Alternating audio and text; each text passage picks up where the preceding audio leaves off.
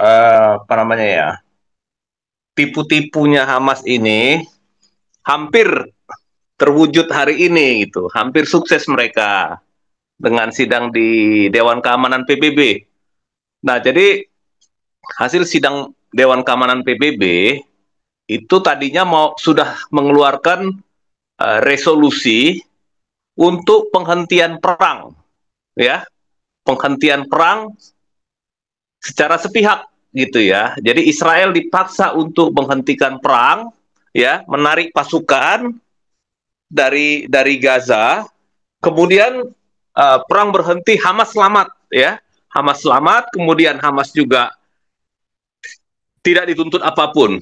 Tetapi ada kesalahan resolusi ini tidak sedikit pun menyinggung mengenai serangan 7 Oktober dan resolusi PBB yang terakhir ini tidak menyerukan supaya pembebasan sandera.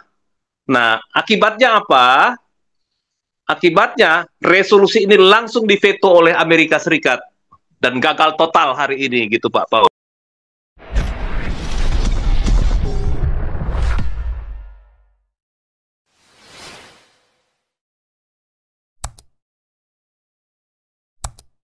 Toba, Pada saat silakan itu, Omong Toba. ya, se- Omong Toba, silakan. Ompung. Iya, tes suara Pak Paul. Ya, silakan Merdu. Merdu ya. Jadi apa namanya ya? Tipu-tipunya Hamas ini hampir terwujud hari ini gitu, hampir sukses mereka dengan sidang di Dewan Keamanan PBB. Nah, jadi hasil sidang Dewan Keamanan PBB itu tadinya mau sudah mengeluarkan resolusi untuk penghentian perang, ya, penghentian perang secara sepihak gitu ya. Jadi Israel dipaksa untuk menghentikan perang, ya, menarik pasukan dari Gaza. Kemudian perang berhenti, Hamas selamat, ya. Hamas selamat, kemudian Hamas juga tidak dituntut apapun. Tetapi ada kesalahan resolusi ini tidak sedikit pun menyinggung mengenai serangan 7 Oktober dan resolusi PBB yang terakhir ini tidak menyerukan supaya pembebasan sandera. Nah, akibatnya apa? Akibatnya resolusi ini langsung diveto oleh Amerika Serikat dan gagal total hari ini gitu Pak Paul. Nah, kemudian uh, apa yang terjadi di balik resolusi ini?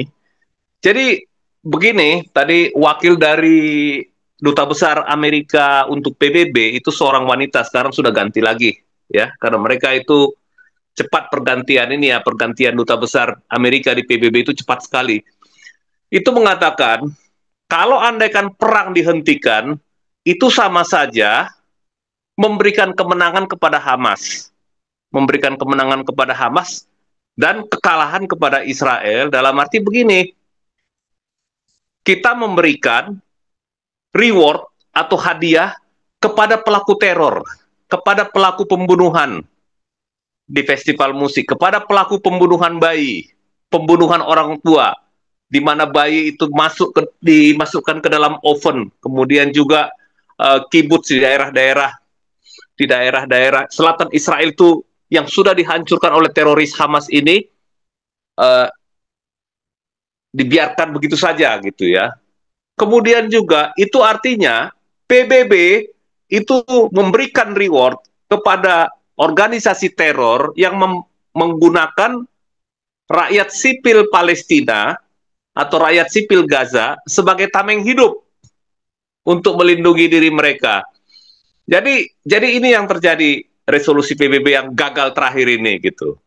Nah, ini cukup memberikan angin kepada Israel. Artinya begini, Israel sudah tidak mau lagi melakukan gencatan senjata tanpa ada pembebasan sandera dan Hamas harus meletakkan senjata dan pergi dari Gaza. Jadi Israel masih memberikan Hamas kesempatan untuk hidup, tapi harus pergi dari Gaza. Itu yang terjadi. Jadi kelihatannya ini sudah perang ini akan mendekati finish, Pak Paul. Jadi sudah dicoba segala cara. ada kesalahan Hamas dalam perundingan perdamaian kemarin. 3 kali Hamas menolak proposal perdamaiannya Witkoff dan dia mau memaksakan proposalnya sendiri, yaitu apa? Yaitu Israel harus menarik mundur seluruh pasukannya dari Gaza. Kemudian dia berpikir supaya tetap berkuasa, kemudian berpikir supaya tetap mendapatkan uang dari PBB dan dari negara-negara Kristen yang lain gitu ya.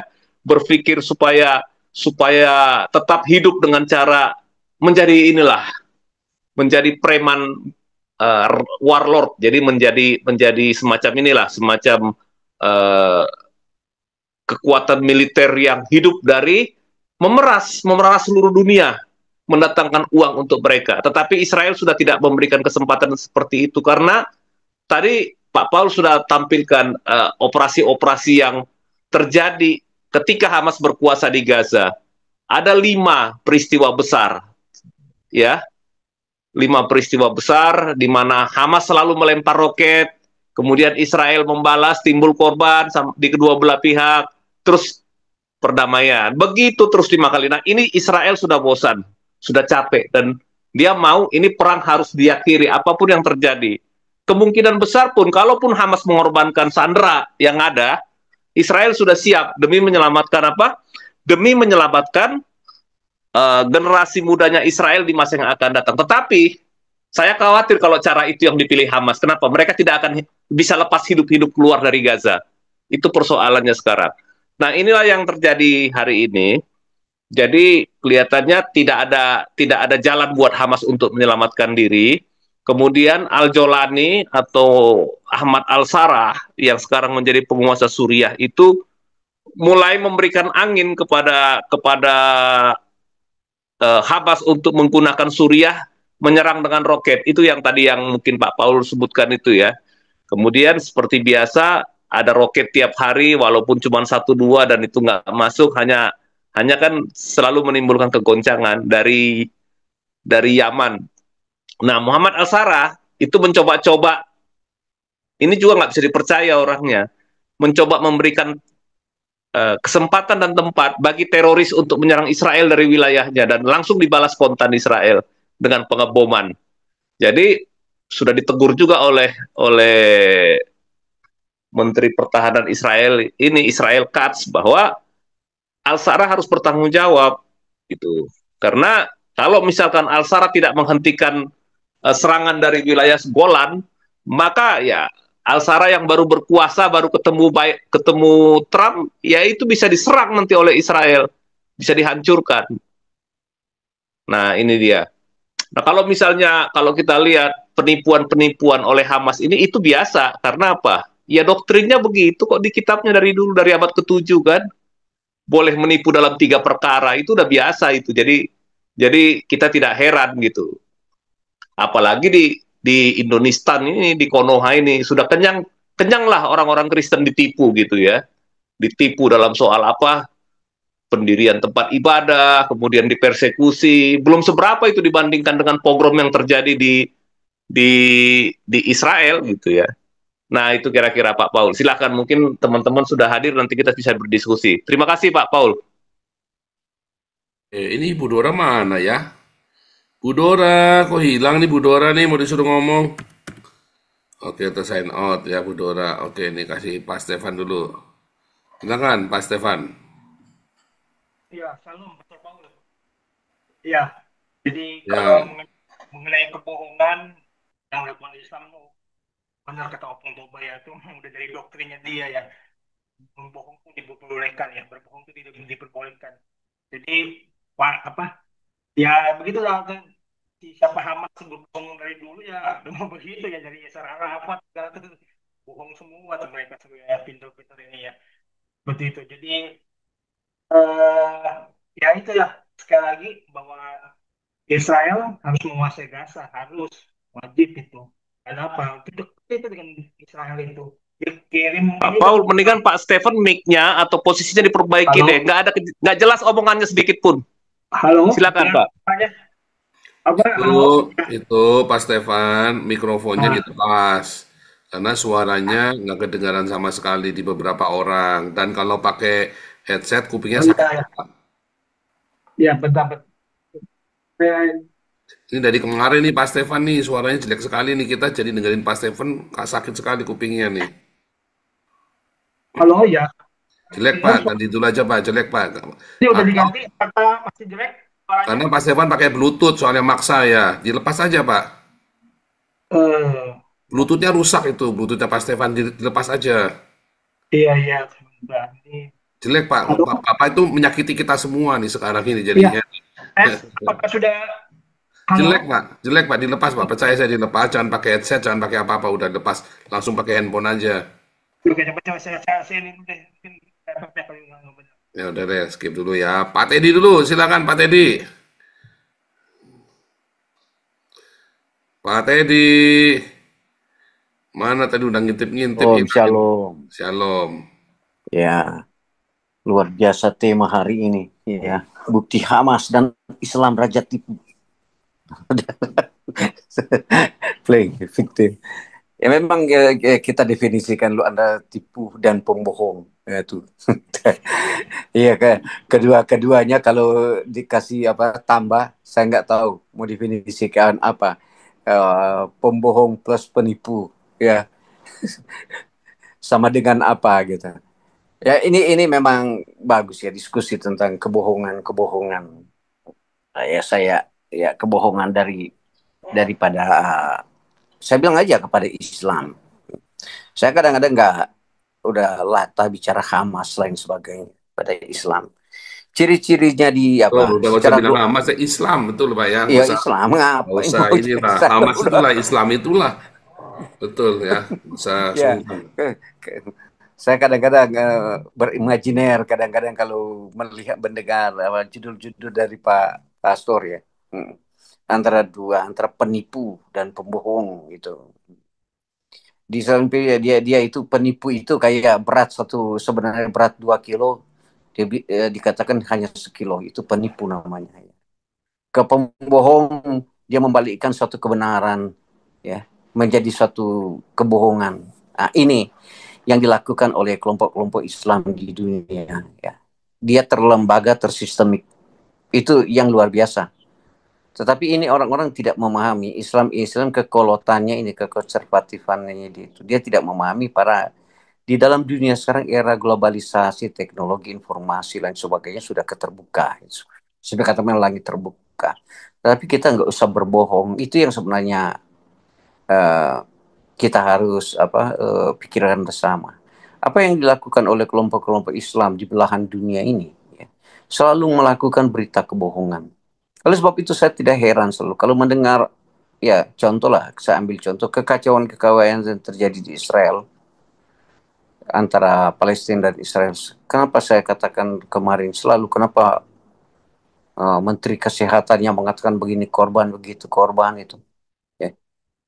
Tidak ada dari media lain yang mau mengatakan begini korban atau daripada satu lembaga tertentu yang sifatnya jujur. Nah, sebenarnya itu tidak ada kepercayaan. Oh, dibilang korban begini. Baru saya sering mengatakan dilansir oleh media-media Al Jazeera. Al Jazeera uh, ini dibaca oleh kelompok-kelompok media di Indonesia Islam. Dia muat lagi besar-besaran gitu. Baru mereka dia tidak sekarang zaman begitu barangkali ya. Kalau dia seorang uh, intelektual ya atau punya kepintaran, dia akan bilang ya ini sudah era globalisasi. Ngapain kita membawa berita bohong-bohong? Ngapain kita membawa berita penipu-tipu?